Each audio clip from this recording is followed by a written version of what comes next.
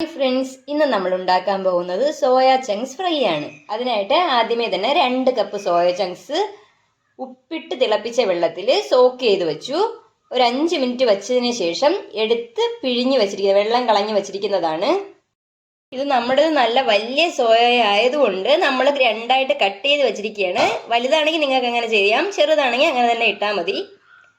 ഇനി അരപ്പ് തയ്യാറാക്കാനായിട്ട് ഒരു വലിയ കഷ്ണം ഇഞ്ചി, പിന്നെ ഒരു 10-12 വെളുത്തുള്ളി,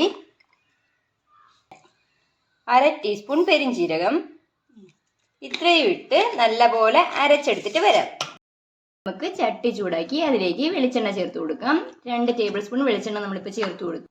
2 കപ്പ് സവാള ഇതിലേക്ക് ചേർത്ത് കൊടുത്ത് നല്ലപോലെ വഴറ്റിയെടുക്കണം.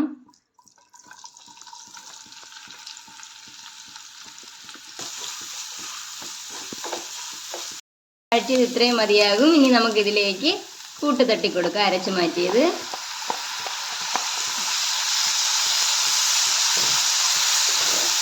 ഇനി സവാളയെല്ലാം നല്ല ഗോൾഡൻ കളർ ആവണം, അത്രയും സമയം നമ്മൾ വഴറ്റി കൊടുക്കണം.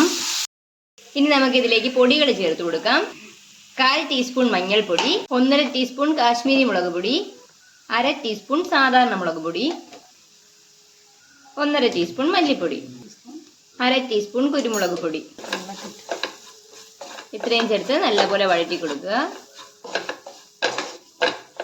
കൂടെ തന്നെ ഒരു 1/4 ടീസ്പൂൺ ഗരം മസാലയും കൂടെ ചേർത്ത് കൊടുക്കാം. എന്നിട്ട് വീണ്ടും ഇളക്കി ഇതിന്റെ പച്ചമണം മാറ്റുക.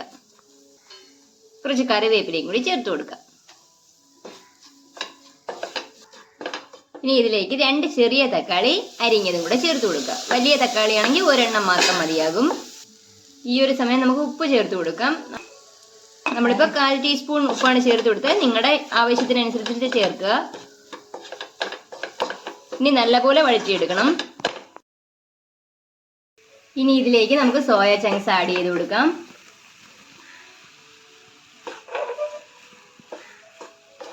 തിളപ്പിച്ച വെള്ളത്തിൽ ഉപ്പിട്ടിട്ടാണ് നമ്മൾ സോയ കുതിർക്കാൻ ഇട്ട് വെച്ചിരുന്നത്. ആ സമയത്ത് ഉപ്പിട്ടാൽ മാത്രമേ സോയയിലേക്ക് ഉപ്പ് പിടിക്കത്തുള്ളൂ, അതുകൊണ്ടാണ് അങ്ങനെ ചെയ്തത്.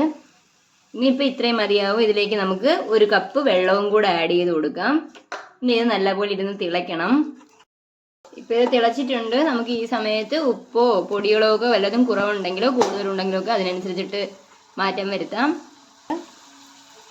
നമ്മളൊരു 1/4 ടീസ്പൂൺ കൂടെ ഉപ്പ് ചേർത്ത് കൊടുക്കുകയാണ്, നിങ്ങൾ നോക്കിയിട്ട് ഇട്ടാൽ മതിയേ. ഒരു 1/4 ടീസ്പൂൺ ഗരം മസാലയും കൂടെ ആഡ് ചെയ്ത് കൊടുത്തിട്ടുണ്ട്.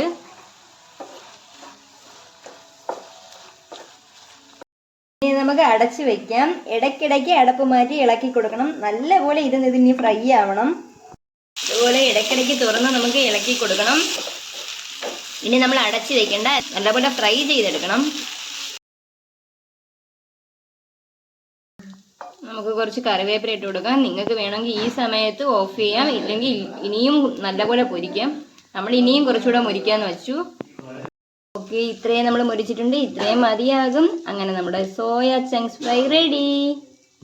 എല്ലാവരും വീട്ടിൽ ട്രൈ ചെയ്ത് നോക്കണം. എന്തായാലും ഇഷ്ടപ്പെടും. ഇഷ്ടപ്പെടുവാണെങ്കിൽ ലൈക്ക് ചെയ്യണം, ഷെയർ ചെയ്യണം, സബ്സ്ക്രൈബ് ചെയ്യണം, കമൻറ്റ് ചെയ്യണം. താങ്ക്